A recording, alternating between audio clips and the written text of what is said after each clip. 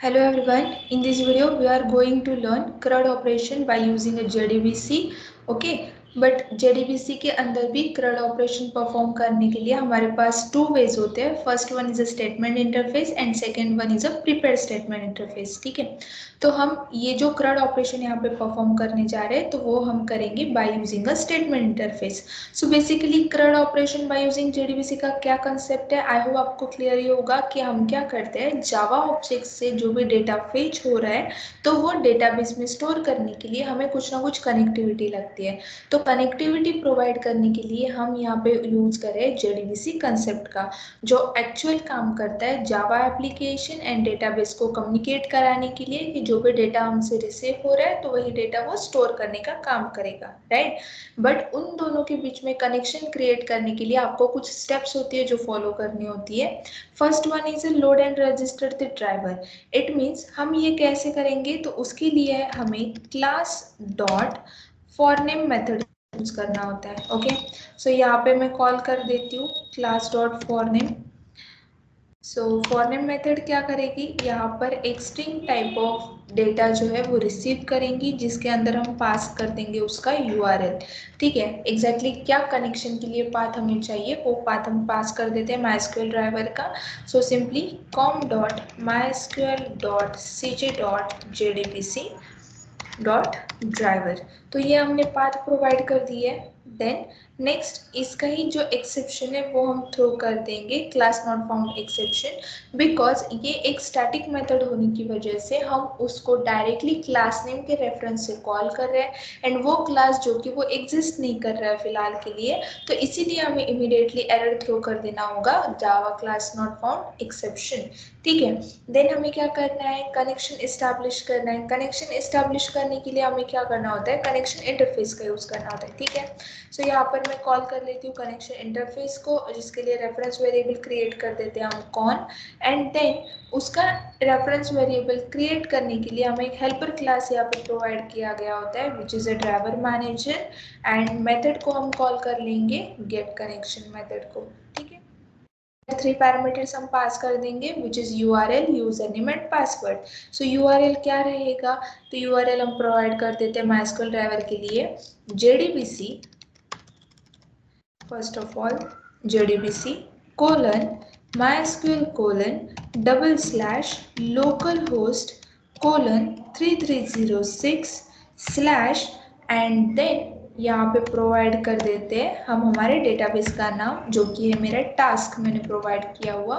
सो वही database name मैंने वहाँ पे प्रोवाइड कर दिया. सेकेंड पैरामीटर मुझे मेरा यहाँ पे यूजर नेम प्रोवाइड करना है which is root. Okay, and last में आपको क्या करना है, यहाँ पे पासवर्ड प्रोवाइड कर देना है.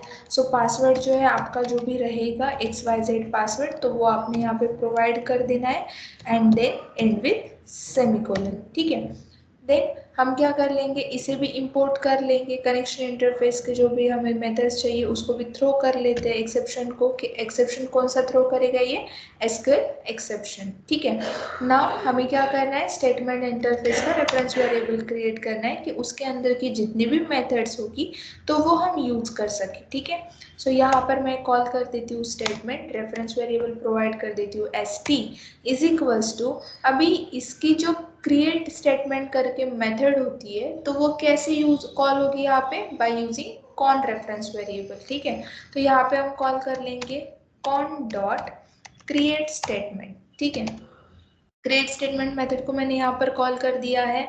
देन नाउ अभी इसके अंदर की जो प्रेजेंट मेथड है विच इज एग्जीक्यूट मेथड, उसको कॉल करके हम पहले तो हमारे टेबल के डेटाबेस के अंदर एक टेबल क्रिएट करवा लेंगे. ठीक है, सो मैं यहाँ पे कॉल कर लेती हूँ st डॉट एग्जीक्यूट मेथड को. सो एग्जीक्यूट मेथड क्या करेगा अभी यहाँ पर EXECUTE. ओके, सो जिसके अंदर मैं पास कर देती हूँ क्वेरी टेबल क्रिएशन के लिए. First of all table creation हमें करना है. सो टेबल क्रिएशन क्वेरी क्या रहेगी, उसके लिए सिंटैक्स क्या होता है हमारा, create table, table name. Okay, then round brackets के अंदर आपका जो भी variable, it means column name जो रहेगा वो आप प्रोवाइड कर दो. नेक्स्ट उसका डेटा टाइप प्रोवाइड कर दो. देन आपको कोई कंस्टेंट आपको प्रोवाइड करना है तो आप कंस्टेंट भी यहाँ पर लास्ट में ऐड कर सकते हो, ठीक है।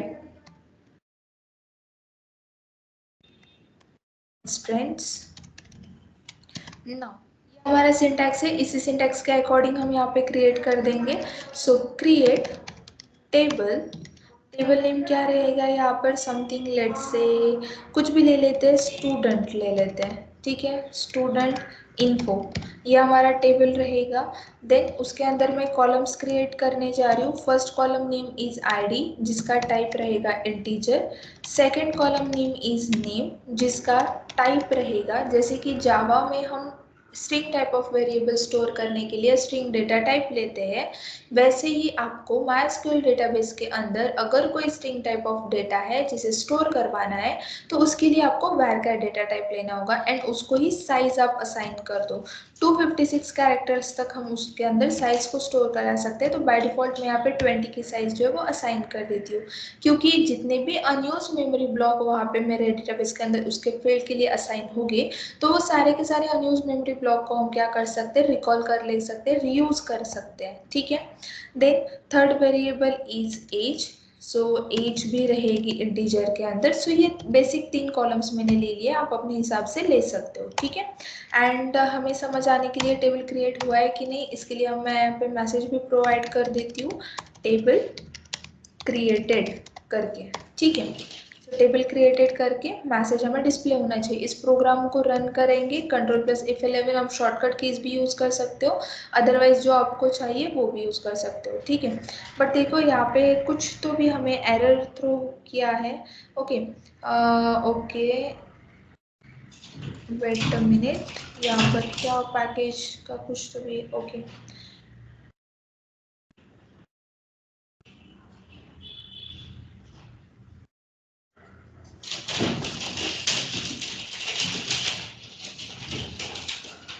कम्युनिकेशन लिंक फेल्यूर, ओके ठीक है।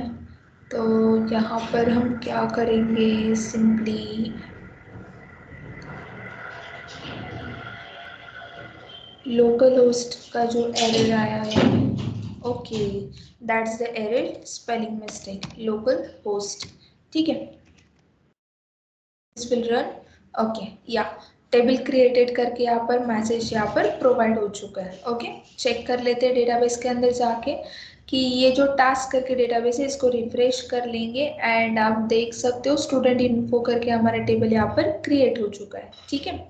नाउ अभी क्या करना है, टेबल तो हमारा क्रिएट हो चुका है, अभी हमें उसके अंदर डेटा इंसर्ट करवाना है, ठीक है। इंसर्ट कैसे करवाएंगे, मैं इस दोनों लाइन को कमेंट कर लेती हूँ क्योंकि ये वापस से एग्जीक्यूट नहीं होनी चाहिए, इसीलिए। Now insert the data, insert कैसे करेंगे उसके लिए हमारे पास सिंटैक्स दिया है MySQL में कि इंसर्ट इनटू टेबल नेम, ठीक है। देन आएगा वैल्यूज कीवर्ड एंड जो भी वैल्यूज है आपको यहाँ पर प्रोवाइड कर देनी है इस तरीके से। सो सिंपली यही सिंटैक्स हम फॉलो करेंगे, तो उसके लिए कॉल कर लेती हूँ वापस से एग्जीक्यूट मेथड को। सो sc.execute, नाउ इसके अंदर क्वेरी पास कर देती हूँ, इंसर्ट इनटू टेबल नेम क्या है हमारा, स्टूडेंट इन्फो, ठीक है। Insert info, then values keyword को हम कॉल कर देंगे एंड जो सीक्वेंस हमने प्रोवाइड किया है ऊपर आईडी नेम एंड एज का, तो वही सीक्वेंस के अकॉर्डिंग वैल्यूज प्रोवाइड कर देंगे। आईडी इज 1, देन नेम जो रहेगा स्ट्रिंग टाइप ऑफ वैल्यू है इसलिए मैं सिंगल कोड में पास कर देती हूँ which is Ram, and age रहेगा 23, ठीक है, एंड विथ सेमीकोलन, एंड एक यूजर फ्रेंडली मैसेज हम कंसोल पे प्रिंट करवा देते हैं इंसर्टेड करके। सो इंसर्टेड एंड एग्जीक्यूट, ठीक है।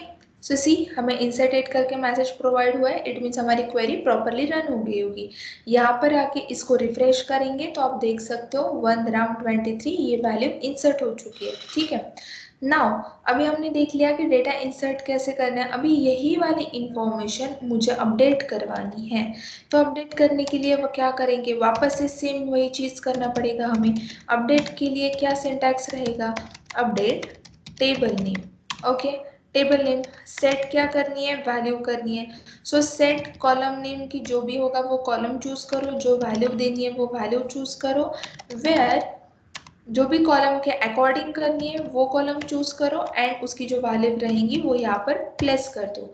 ठीक है, देन अभी इसका सिंटैक्स कैसे क्रिएट करेंगे, जैसे ये जो मुझे इंफॉर्मेशन है राम की चेंज करवानी है, बट कैसे चेंज करवानी है, उसके आईडी के अकॉर्डिंग। ठीक है, सो st डॉट एग्जीक्यूट को कॉल कर लेते हैं एंड अपडेट की क्वेरी यहाँ पर फायर कर देते हैं। अपडेट, देन टेबल नेम क्या रहेगा, वापस से स्टूडेंट अंडरस्कोर इन्फो। ठीक है, सेट करवानी है वैल्यू, सेट किसके लिए करेंगे, नेम फील्ड के अंदर। सो नेम फील्ड के अंदर वैल्यू मुझे पास कर देना है जैसे कि सीता, एंड आईडी क्या होनी चाहिए इसकी, so where id is equals to 1। ठीक है, एंड अपडेटेड करके यहाँ पर मैसेज को प्रिंट करवा देते हैं, अपडेटेड एंड एग्जीक्यूट।